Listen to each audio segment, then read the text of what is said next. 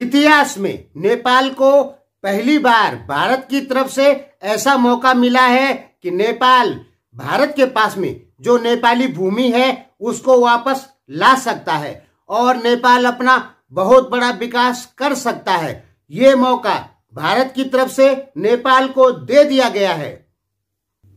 पूरा वीडियो सुनिए, पूरी वीडियो सुनेंगे तो आपको बहुत कुछ पता लगेगा और वो सब कुछ पता लगेगा जो नेपाल की मीडिया द्वारा या इंडिया की मीडिया द्वारा आपको नहीं बताया गया है। नमस्कार, इस वीडियो में हम आपको बताएंगे, एक तो काला पानी के बारे में बताएंगे कि काला पानी पर अब क्या फैसला होने वाला है।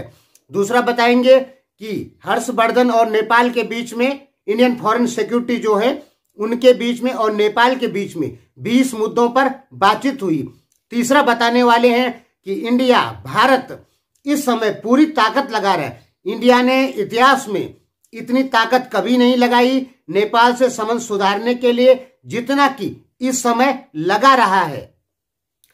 कहते हैं येन केन प्रकारेण, यानी किसी भी प्रकार से नेपाल को अपना मित्र बनाए रखना है इंडिया को, और इंडिया इसके लिए पूरी कोशिश कर रहा है। इंडिया पूरी दुनिया से दुश्मनी लेने को तैयार है, लेकिन भारत नेपाल से दुश्मनी मोल नहीं लेना चाहता है। तो इंडिया भारत नेपाल को किसी भी हाल में खोना नहीं चाहता है, यानी भारत चाहता है कि नेपाल से उसके संबंध खराब ना हो। दुनिया के और देशों की चिंता भारत को नहीं है। आपको पता होगा कि 1971 में पूरा यूरोपियन यूनियन और सारी अरब कंट्रियां, मुस्लिम कंट्रियां भारत की दुश्मन बन गई थी। फिर भी भारत ने पाकिस्तान से युद्ध लड़के पाकिस्तान के 2 टुकड़े करके बांग्लादेश बनाया। तो भारत पूरी दुनिया से लड़ सकता है, लेकिन भारत नेपाल से नहीं लड़ना चाहता है और नेपाल के साथ में अच्छे संबंध बनाना चाहता है। इसके लिए भारत सरकार इस समय पूरी ताकत लगा रही है कि नेपाल के साथ में भारत के संबंध अच्छे हो जाएं। बार बार भारत के ऊंचे अधिकारियों का नेपाल दौरा यही सिद्ध करता है। दोस्तों, वीडियो को पूरा सुनें, आपको बहुत कुछ जानकारी मिलने वाली है। हर्षवर्धन की नेपाल के मिनिस्टरों से, नेपाल के प्रधानमंत्री से, यानी नेपाल से जो बातचीत हुई है उसके तहत एक ही चीज निकलती है कि भारत ने नेपाल को सब मामलों में छूट दे दी है और भारत नेपाल के विकास में पूरा सहयोग करेगा। भारत ने नेपाल को कह दिया है कि आप हिस्ट्रिकल जो प्रमाण हैं आपके पास सीमाओं के, उनको लेकर आइए और अपनी जमीन वापस ले जाइए। यानी नेपाल यदि अब काला पानी या किसी भी जगह का, जो नेपाली लोग कहते हैं कि हमारी सीमा भारत ने हड़प ली है, यदि अब नेपाल उन जगहों के दस्तावेज प्रमाण पेश करता है कि ये भूमि हमारी है, तो भारत सरकार उस भूमि को नेपाल को दे देगी, जैसे कि बांग्लादेश को दिया था भारत ने। अब यदि नेपाल को अपनी भूमि वापस चाहिए तो उसके प्रमाण नेपाल को पेश करने होंगे और सही प्रमाण पेश करने होंगे। ये सोशल मीडिया वाले प्रमाण बिल्कुल नहीं चलेंगे, ठीक है। अब यदि नेपाल काला पानी नेपाल का है, इसका सही प्रमाण भारत को दे देता है तो वो भूमि भारत नेपाल को दे देगा, इसमें कोई संदेह नहीं है। भारत ने साफ किया है कि नेपाल और भारत के बीच में कितना भी मनमुटाव क्यों न हो, लेकिन नेपाल को जो सामान की आपूर्ति है वो बंद नहीं की जाएगी। यानी भारत नेपाल में कितना भी तनाव क्यों न होगा, फिर भी नेपाल को सामान मिलता रहेगा, ब्लॉकेट नहीं लगेगा। पंचेश्वर और अरुण डैम पर भी बातचीत हुई है। भारत और नेपाल रोटी बेटी के संबंध को मजबूत बनाएंगे। यानी नेपाल जो भारतीय महिलाएं, भारतीय लड़की जो नेपाल में शादी होकर जाती है, उसकी नागरिकता के लिए आनाकानी कर रहा था, तो उसमें नेपाल कुछ सुधार करेगा ताकि भारत की बेटी जो नेपाल में शादी करके जाती है उसको दिक्कत ना हो। इस पर भी बात हुई। और सबसे बड़ा जो नेपाल को इसमें फायदा हुआ है वो ये हुआ है कि भारत ने साफ क्लियर नेपाल को कह दिया है कि आप अपने यहाँ सामानों का उत्पादन करें और भारत में बेचें, भारत के विशाल बाजार का फायदा उठाए नेपाल, ये भारत नेपाल को कह चुका है।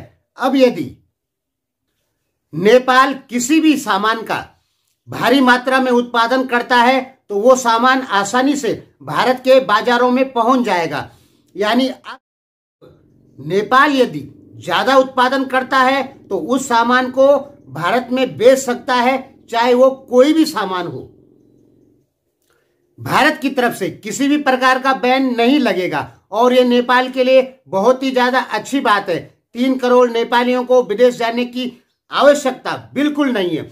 नेपाल यदि भारत से सामान खरीदे और भारत को ही बेच दे तो इससे नेपाल की अर्थव्यवस्था काफी मजबूत होगी। देखिए दोस्तों, नेपाल के लिए कुछ आप विशेष कागज बनाएंगे, वो कागज हम बाद में बताएंगे कि कौन कौन से वो कागज हैं, जिन कागज के आधार पे आपको 5 से लेके और 28% तक जीएसटी माफ होती है।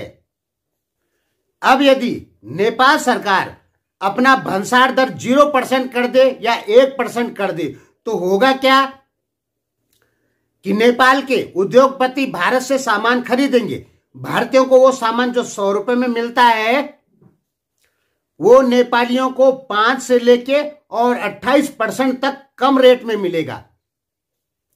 उसके लिए आपको विशेष कागज बनाने होंगे और उसके बाद भारत की कोई भी कंपनी आपको जीएसटी में 5 से लेके 28% तक छूट करेगी और इस छूट का फायदा उठाते हुए नेपाल सस्ते दाम में इंडिया से कच्चा सामान खरीद सकता है, उसका उत्पादन नेपाल में कर सकता है और उसे भारत के बाजारों तक पहुंचा सकता है।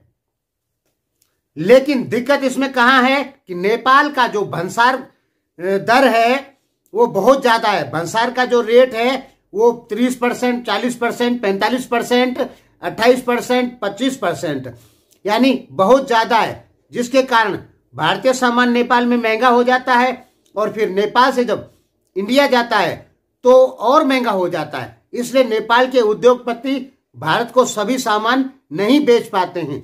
इसमें गलती किसकी है? नेपाल सरकार की, क्योंकि नेपाल सरकार ने बहुत ही ज्यादा टैक्स लगाया है।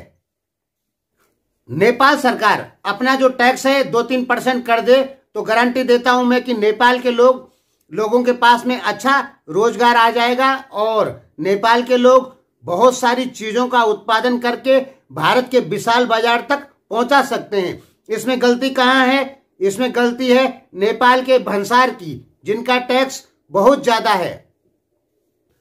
दोस्तों, इस समय भारत और नेपाल के बीच में व्यापार, परिवहन, connectivity, energy, agriculture, health, investment, सब चीजों पर बातचीत हुई है और भारत की तरफ से नेपाल को पूरे तरीके से छूट दे दी गई है कि आप भारत में खुलकर व्यापार कर सकते हैं।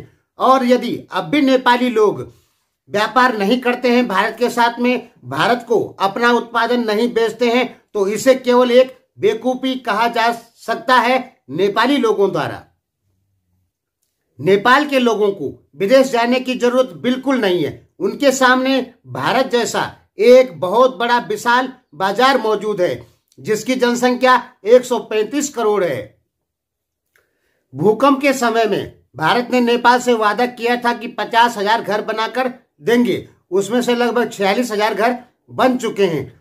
इन घरों को भारत सरकार नेपाल को हस्तांतरण करेगी, ये भी बात हुई है। एयर बबल उड़ान के बीच में भी बातचीत हुई है और मनांग में भारतीय पैसे से बना एक बौद्ध मठ का उद्घाटन काठमांडू से होगा, इस पर भी बातचीत हुई है। यह भारत ने बनाया है। दोस्तों, नेपाल को अपने पक्ष में रखने के लिए भारत ने पूरी ताकत झोंक दी है और कह सकते हैं भारत को चाहे इससे अरबों रुपए का नुकसान क्यों ना हो, लेकिन भारत चाहता है नेपाल हमेशा भारत की तरफ ही रहे।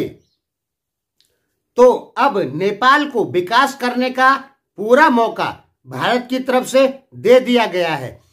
भले ही भारत को अरबों रुपए का नुकसान क्यों ना हो, लेकिन दोस्तों नुकसान नहीं होता है। भारत को कहीं ना कहीं से सामान तो खरीदना ही है, वो नेपाल से ही खरीदे तो उसमें नुकसान वाली कोई बात नहीं है। मोदी सरकार द्वारा नेपाल को इतना बड़ा मौका दे दिया गया है, व्यापार के मामले में यानी नेपाल के विकास के मामले में हो या सीमा विवाद के मामले में। भारत की तरफ से साफ क्लियर हो गया कि आप सारे प्रमाण ले आइए और अपनी भूमि वापस ले जाइए, यदि ये भूमि आपकी निकलती है तो। दूसरा, व्यापार के लिए भी भारत या मोदी सरकार ने नेपाल को पूरी छूट दे दी है कि अब आप नेपाल में बनाया हुआ सारा उत्पाद भारत में बेच सकते हैं। अब भी यदि आप ऐसा नहीं करते हैं और सड़कों पे गो बैक इंडिया के नारे लगाते हैं तो ये आपके लिए बहुत ही ज्यादा दुखद है, यानी एक बहुत शर्मनाक बात है। भारत की तरफ से आपको पूरा मौका दे दिया गया है, नेपाल को पूरा मौका दे दिया गया है, नेपाल की जमीन के लिए, नेपाल के विकास के लिए।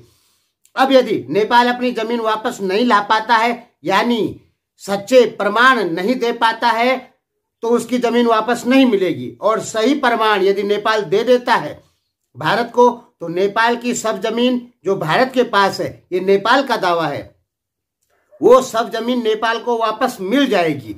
उसके लिए नेपाल को अच्छे प्रमाण पेश करने होंगे, सच्चे जो साक्ष्य हैं वो पेश करने होंगे। तो ये मौका भारत की तरफ से नेपाल को दे दिया गया है और व्यापार के क्षेत्र में भी भारत की तरफ से नेपाल को पूरा मौका दे दिया गया है।